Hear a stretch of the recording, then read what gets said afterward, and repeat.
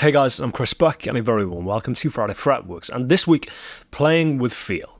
What is that and how do we do it?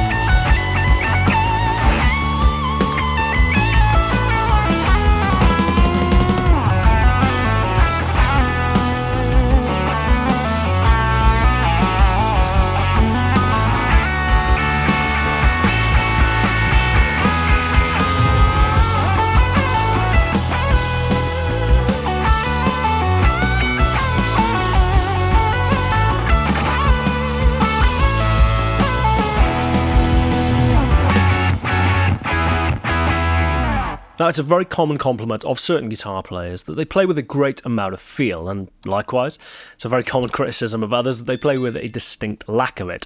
Somewhat unsurprisingly, nobody really seems to be in agreement over what that actually means, and what even constitutes feel. As the saying goes, one man's meatloaf is indeed another man's poison, and one man's feel is another man's tasteless shredding, and of course vice versa. Ultimately, those discrepancies in taste and musical interpretation are human nature, and thus it should probably be a very little surprise that there is no real official edict when it comes to the definition of playing with feel. Now, for me at least, the players which I associate as being great feel players are those who consistently play in a manner befitting or complementary or sympathetic to their musical context, and that really isn't genre specific. It could be guitar hero moments like David Gilmour in Comfortably Numb, or Slash in The Desert and November Rain, or it could easily be Keith Scott and pretty much anything that he's ever played with Bryan Adams. Simple, economic, but beautifully understated and elegant. Or it could be a prettily picked acoustic part like John Martyn's Couldn't Love You More. Now, of course, that's a fairly diverse list of styles and players there, but the one thing which ties all of those amazing players together is a musical maturity and consistency when it comes to playing not necessarily the best part, but the right part. Obviously, playing for the song is a little bit of a musical buzz phrase, which has increased exponentially in popularity over the past couple of years, but as much as it may be an often repeated mantra, kind of get the impression it's not necessarily an often understood mantra. But all of those players which I've just listed are impeccable examples of musicians who continually play parts that elevate the music as a whole. Now, all that's great and wonderful, but it's also wonderfully vague and is either innate or often takes a lifetime to hone and develop and craft your skill. So in the meantime, what can us mere mortals do to play with feel?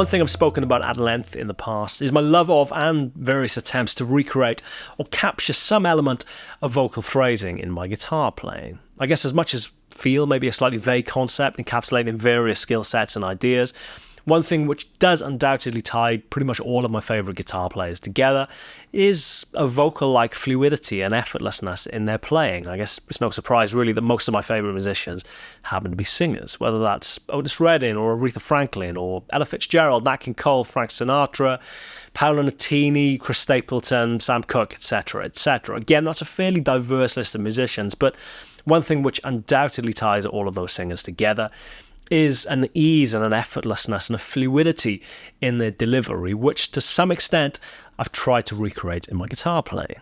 To that end, it's one of the main reasons that so much of what I play tends to utilise just one or two strings, trying to visualise the fretboard or approach my phrasing as a singer would, i.e. linearly as opposed to laterally, thinking of the notes as running from low to high or high to low as opposed to from side to side. But as much as that may help, it is undoubtedly only one facet of playing with that level of vocal fluidity and freedom. Undoubtedly the biggest element of that for me is a little bit of a polarising subject amongst guitar players. It is, of course, vibrato. Now, obviously, a guitar player's vibrato is an incredibly personal thing.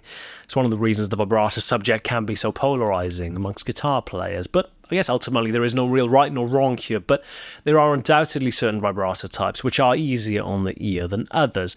But if you are looking to take idea or inspiration from an amazing singer's amazing vibrato, you can definitely do worse than Whitney Houston. Now, it is a bit of an obvious example, granted, but if you listen to her cover of Dolly Parton's I Will Always Love You, it is a truly flawless, impeccable, incredible example of a brilliant use of vibrato, primarily because she uses it so sparingly and thus so effectively.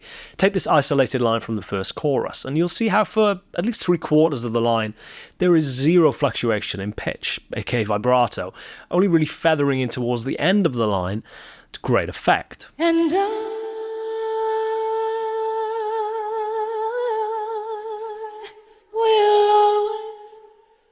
love you. The end of the chorus is another brilliant example. A consistent, long-held flat note. Flat, obviously not in terms of pitch here, but in terms of, I guess, lack of fluctuation.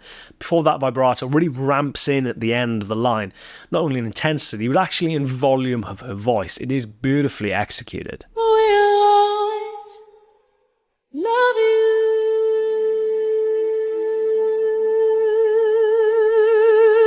I'm going to quickly try and emulate that line on the guitar.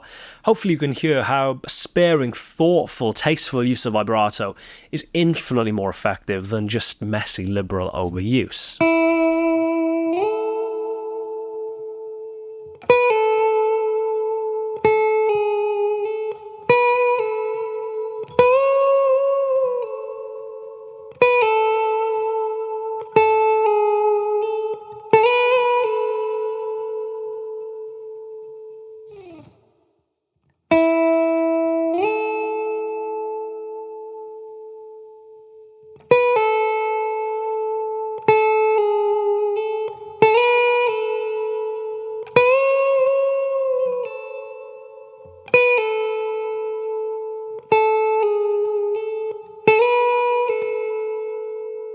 As guitarists, we're all undoubtedly guilty on occasion of applying a one-size-fits-all approach when it comes to our vibrato.